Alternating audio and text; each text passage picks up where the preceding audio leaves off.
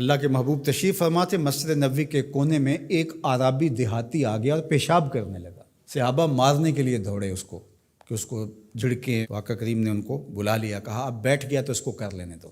جب اس نے پیشاب کر لیا تو آقا کریم علیہ السلام نے اس کو بلایا، کہا یہ مسجدیں ذکر و فکر کے لیے بنائی گئی ہیں، بول و براز کے لیے نہیں بنائی گئی، اور پھر وہاں پانی بہا دیا گیا۔ تو بعض اوقات ہم جس طرح سے لوگوں کے ساتھ رویہ کر رہے ہوتے ہیں، یہ جو موبائل ہے یہ اس دور کی ضرورت ہے، تو بعض اوقات اس کو بند کر دیں تو کھولنا یاد نہیں رہتا، کھول لیں تو بند کرنا یاد نہیں رہتا، تو بعض اوقات نماز کے اندر اس کی گھنٹی بجنا شروع ہو جاتی ہے۔ جس بیچارے کی گھنٹی بج رہی ہوتی ہے تو بعض اوقات اس کو تیزی سے بند کرنا بھی نہیں آ رہا ہوتا، تو وہ دیر بھی ہو جاتی ہے۔ خیر وقت گزر گیا، اب 4 رکعتی نماز ہے، یہ پہلی رکعت کے اندر حادثہ ہوا تو 3 پوری رکعتیں ہیں وہ غصے سے بھرے رہتے ہیں کچھ نمازی کہ اب سلام پھیر کے تو ہم اس کی خبر لیں گے، اور پھر سلام پھیر کے حالانکہ 3 رکعتیں گزر گئی ہیں، تم رب سے جڑے ہوئے ہو، تمہیں تو یاد بھی نہیں ہونا چاہیے۔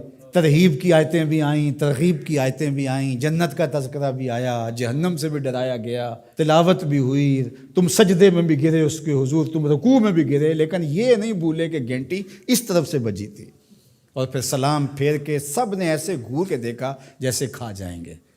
اب اس کو دیکھیں اور اس پیشاب کرنے والے کو دیکھیں، اپنا عمل دیکھیں اور رسول اللہ کا عمل دیکھیں ہم کہاں کھڑے ہیں۔ اور اسی لیے تو لوگوں نے بھگا دیا ہے مسجدوں سے لوگوں کو کہ جو مذہبی طبقہ اس کا رویہ کتنا سخت ہے۔ میں نے تو یہ دیکھا ہے کہ ایک چیز ہے جس کا تعلق دین سے اس طرح سے نہیں ہے، طریقہ کار سے ہے، تنظیمی طریقہ ہے، طریقت کا طریقہ ہے، آپ کا تربیتی طریقہ ہے، اور اگر کوئی بندہ اس طریقے کو اختیار نہیں کرتا تو اس کو مسلمان نہیں سمجھتے۔ میں ایک تنظیم کھڑی کر لی ہے اور میں اس کا ایک طریقہ وضع کرتا ہوں اور اس کے مطابق جو نہیں چلتا تو میں سمجھتا ہوں کہ یہ تو مسلمان ہی نہیں ہے۔ تو کیا ہم نے یہ رویہ اختیار کر لیا اور کیا انداز اختیار کر لیا؟ میں تو سمجھتا ہوں کہ اس وقت سب سے بڑا مسئلہ یہ ہے کہ منبر و محراب کے لوگوں کا بھی فہم دین ناقص ہے۔ فہم دین ناقص ہے تو پھر کس طرح دین فروغ پائے گا؟ تو یہ ضرورت ہے کہ دین کو سمجھنا۔ تو شیطان کے طریقے ہیں، وہ علماء کو الگ ٹریٹ کرتا ہے، جاہلوں کو الگ ٹریٹ کرتا ہے، متکبر کو الگ ٹریٹ کرتا ہے، منکسر المزاج شخص کو الگ ٹریٹ کرتا ہے، اور ہر ایک کے لیے اس نے الگ الگ چیزیں رکھی ہوئی ہیں، ہر ایک کے لیے الگ پیکج ہے اس کے پاس۔ سخی کے لیے الگ ہے، سخت شخص کے لیے الگ ہے، متکبر کے لیے الگ ہے، مولوی صاحب کے لیے الگ ہے، پیر صاحب کے لیے الگ ہے، کارکن کے لیے الگ ہے، لیڈر کے لیے الگ ہے، حاکموں کے لیے الگ ہے، نمازیوں کے لیے الگ ہے، ہر ایک کے لیے الگ اس کے پاس پیکج ہے، اور اس کے ذریعے سے وہ سب کو لوٹ رہا ہے۔ یہ شیطان کے مکر ہیں، فریب ہیں۔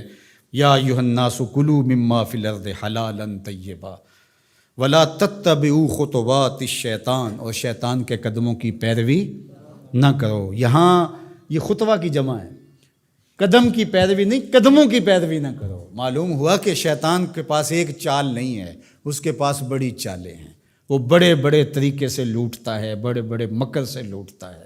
آپ تاریخ پڑھیں، مرتبہ ولایت کے پہنچے ہوئے لوگوں کو اس نے برباد کیا۔ بلعم بن بورا کون تھا؟